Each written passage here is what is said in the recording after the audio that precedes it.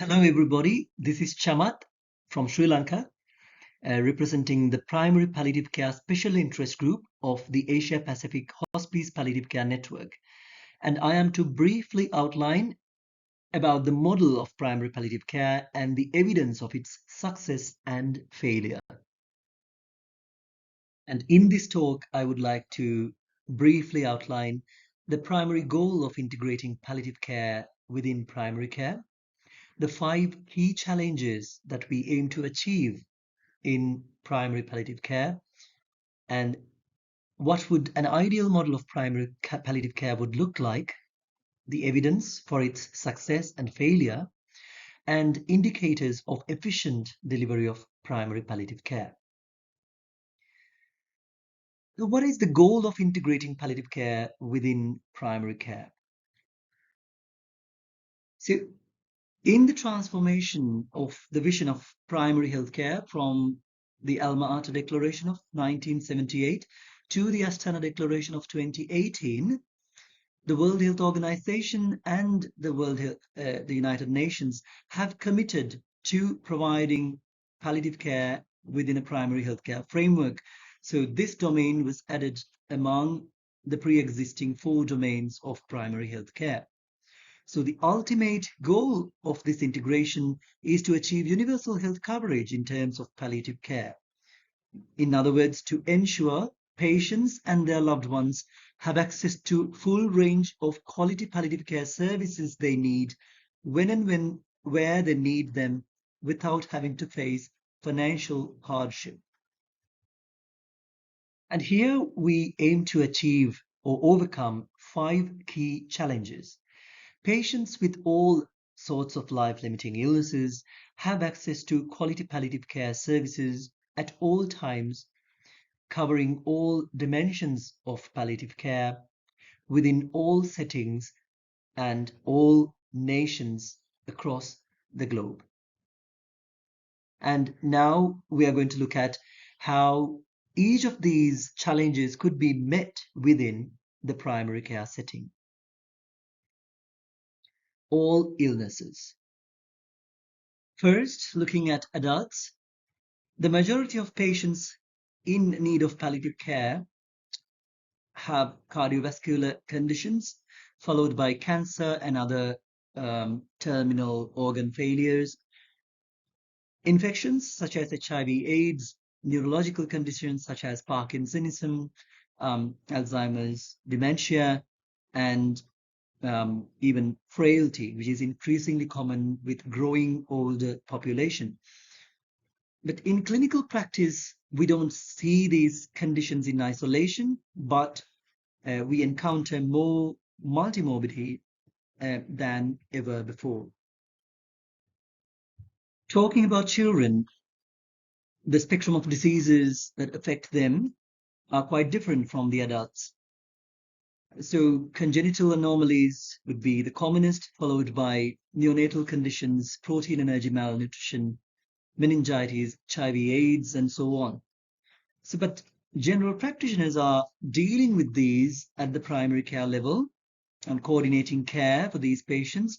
So whether it is a pediatric population or a geriatric population, like the GPs essentially work with these people in their work. All times.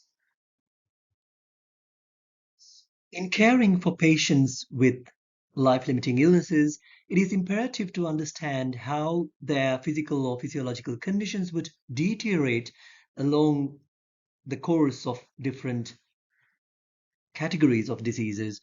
So the red line above shows the deterioration typical of cancer, the second dotted line of chronic organ failures such as liver or kidney failure, and the third line below shows the gradual decline occurring in patients with dementia or frailty.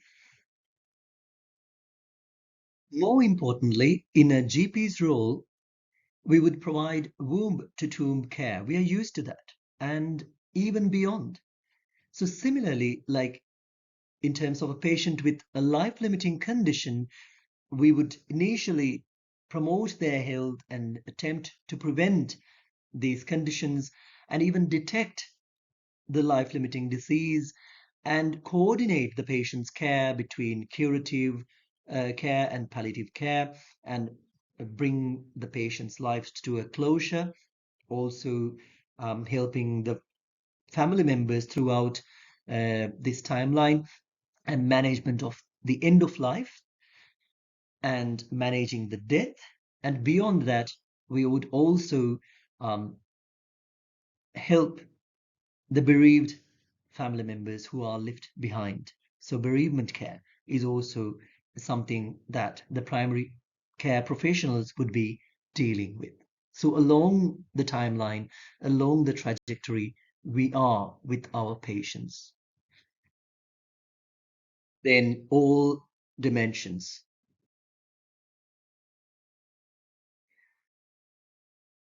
When we deal with patients with life limiting illnesses, within palliative care, we are not just concerned about the patient's physical condition. We also deal with the patient's social, psychological, and spiritual dimensions.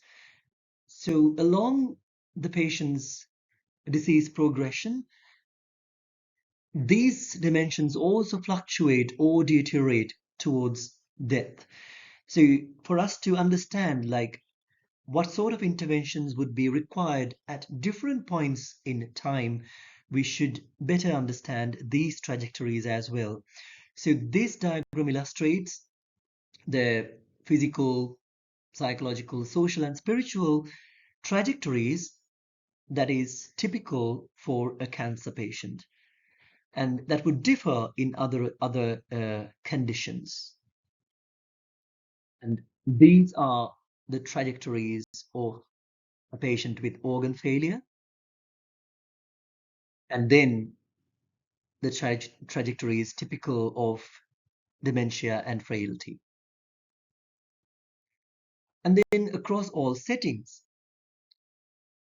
palliative care is provided within a range of settings: home setting, community, hospice or nursing homes, secondary or tertiary care hospitals, whether it is an OPD setting or an inpatient care department, and then within subspecialties, intensive care departments, emergency departments, and tertiary or quaternary care hospitals, such as, say, chest hospitals that deal with patients with chronic obstructive pulmonary disease.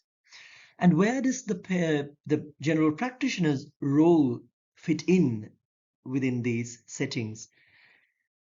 So the primary care clinicians in general deal with home care. They provide clinical care to the patients in the community, and they might have an outreach to the hospice or nursing home settings. And beyond that, they would also coordinate and collaborate with secondary tertiary care hospitals and even intensive care departments, where they might ring the relevant department to um, get to know about their patient. And then all nations achieved universal health coverage in terms of palliative care? This is some important work carried out by Professor David Clark in mapping the palliative care development and integration within uh, different countries across the globe. So there are countries who have um, been not included, where there is no known palliative care activity, to advanced stage of integration into primary healthcare systems.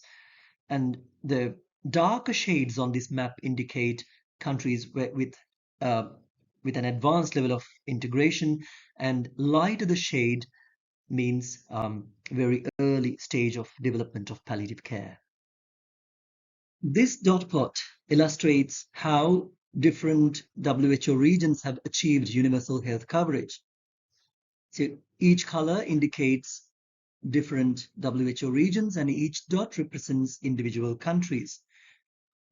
So if you may notice, like even within a region, there are countries who have achieved a lot, and there are countries still in the phase of developing.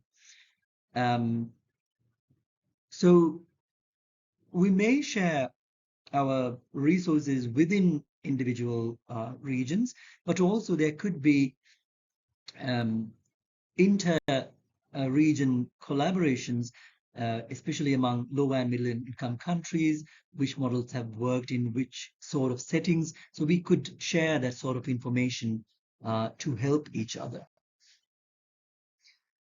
So what does an ideal primary palliative care model look like? So this would be the highlight of this talk, but we have none. Why is that? That is essentially because we live in a diverse world with variable cultures, socioeconomic contexts, um, different healthcare structures and strategies. So, and even different disease epidemiologies. So, based on the need and what resources do we have, we might have to develop our own primary palliative care model that suits our context the best. What we can do is to observe what models have been developed throughout the world and what are their successes and failures to learn from them.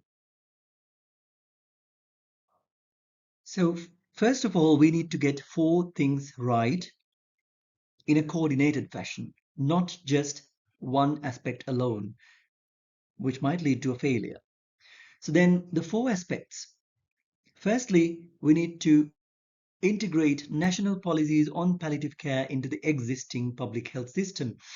So there should be sufficient public awareness as well, so that partly the engagement and advocacy will come from the public end, as it will from the policymakers or healthcare providers end.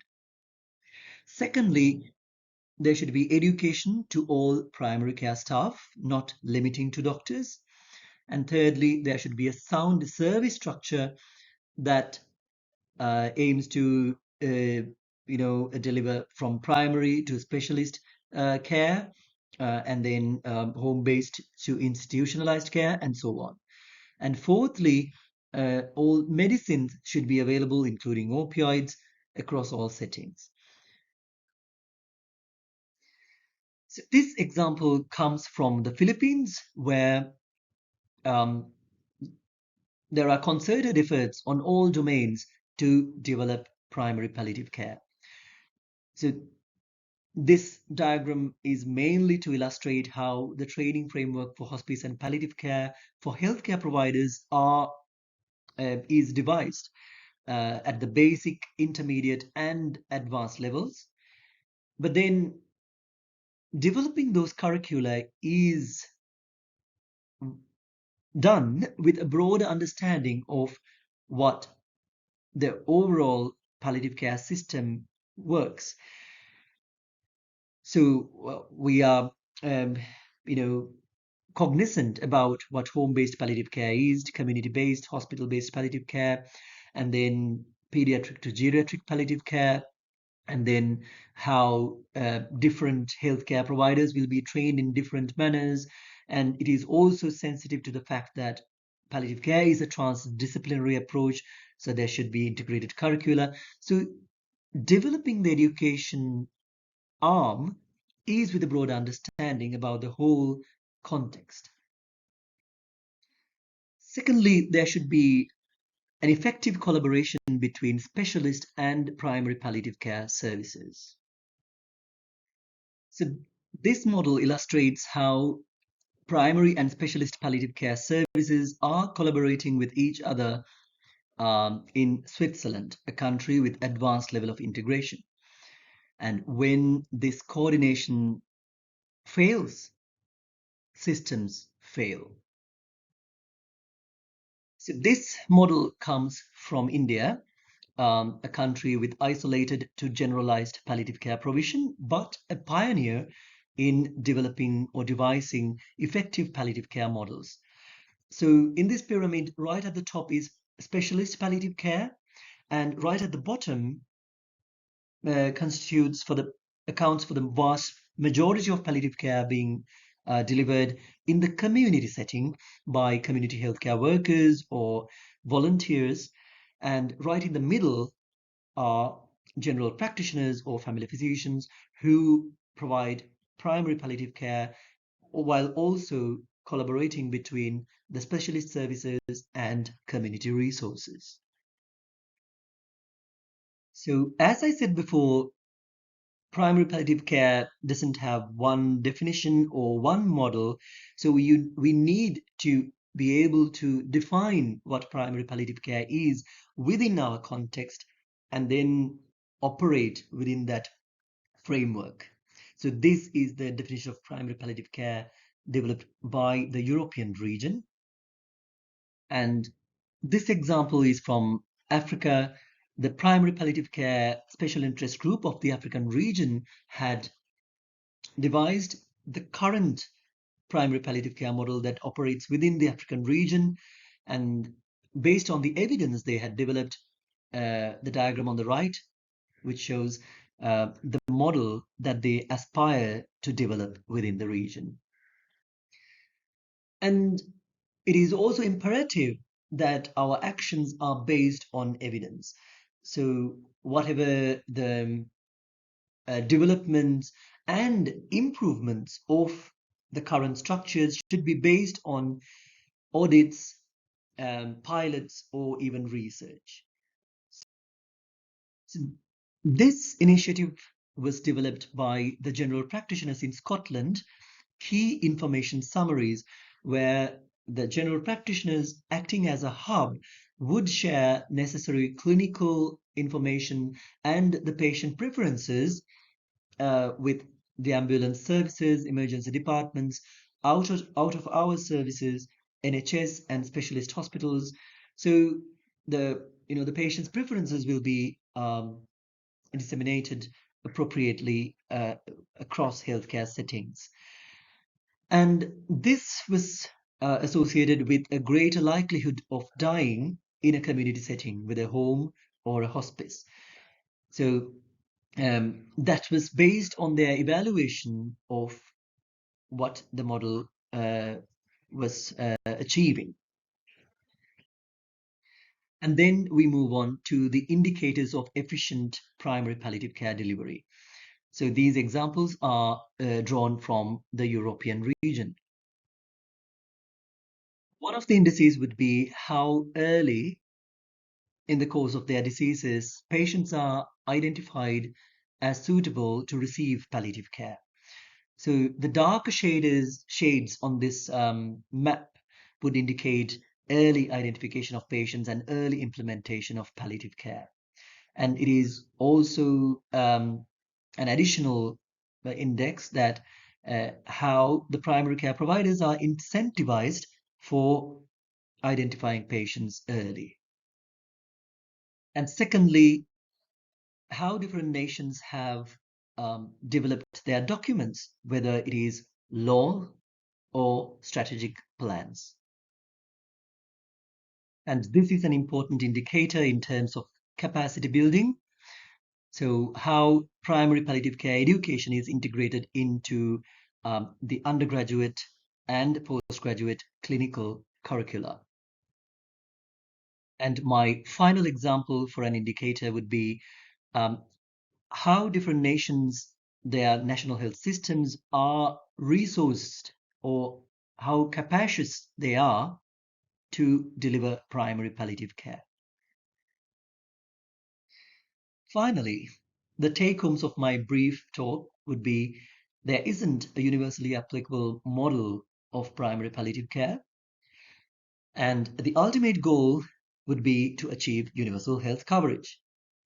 The model we develop must be sensitive to the disease burden, epidemiology, relevant healthcare, socio-economic structures, and cultural nuances of a given setting.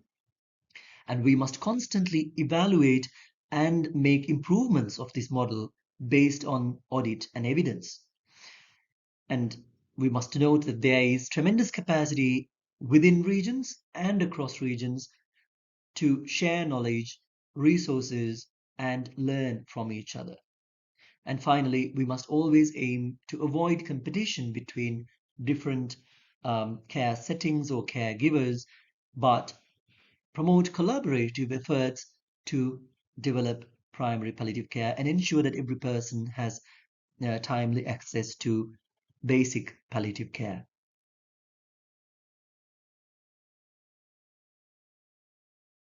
Thank you.